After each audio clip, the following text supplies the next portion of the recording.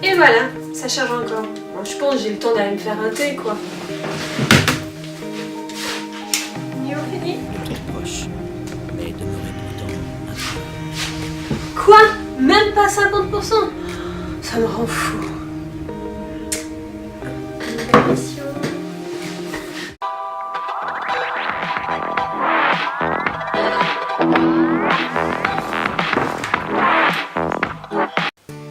Bonjour à tous, alors aujourd'hui je vais vous parler des éléments, méthodes, design ou outils qui sont utilisés dans le jeu qu'on peut reprendre dans d'autres domaines sans que ça soit forcément un jeu.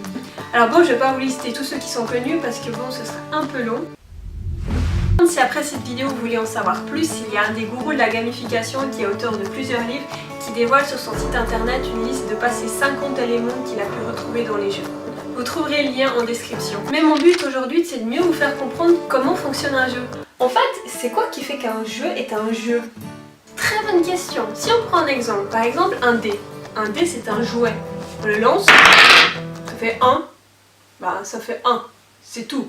Par contre, si on y ajoute un but clair, des règles précises, une participation volontaire et des feedbacks, là, ça peut devenir un jeu. Ah oui, ça alors, autant au travail qu'au cours, je l'ai vu et revu, c'est bien connu. On sait qu'un feedback, il faut commencer et finir par du positif. Le but, c'est qu'un feedback soit constructif, ça amène quelque chose. C'est connu, mais dans les jeux, il y a aussi ça. Oui, mais différemment. C'est très franc et surtout, c'est en direct. Par exemple, la barre de vie.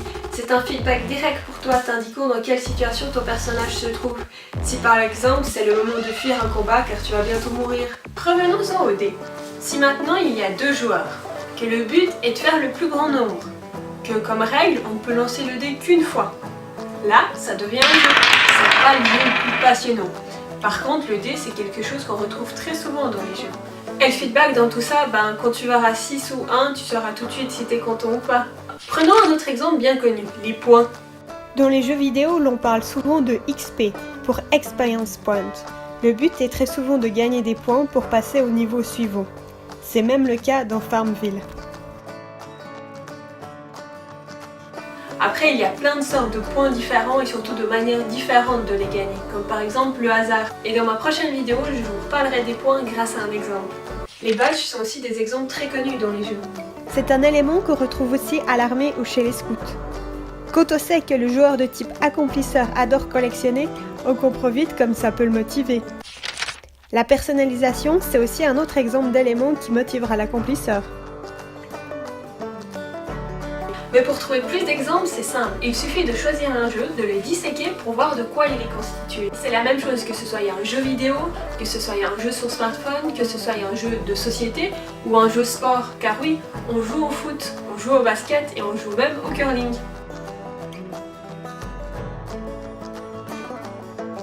Faisons un petit exercice. Choisis le premier jeu qui te vient en tête.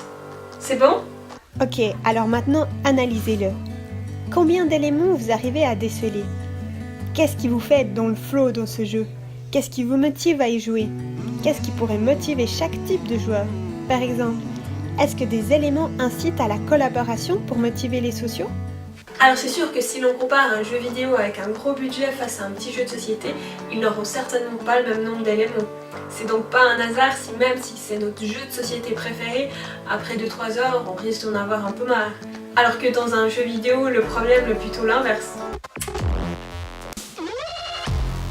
Oh, c'est déjà 2 heures!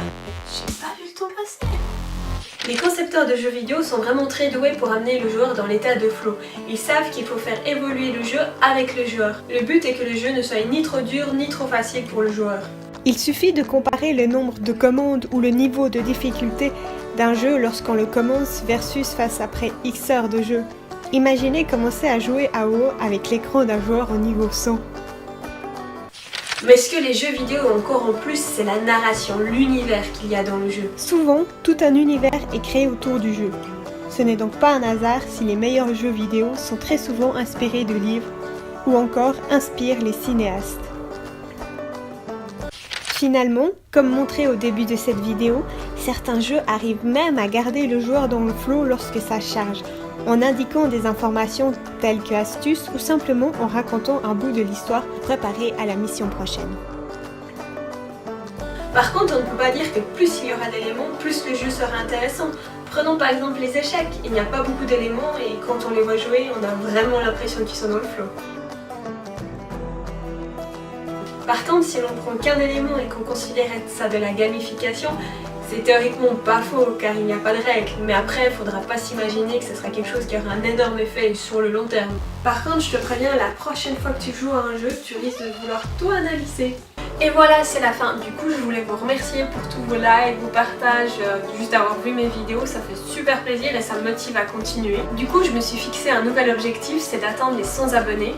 Alors si tu es déjà abonné à ma chaîne, un grand merci, ça me fait vraiment plaisir. Et si c'est pas le cas et que tu aimerais t'abonner, il te suffit de cliquer là. Là, juste ici, ici. À bientôt. Revenons au dé.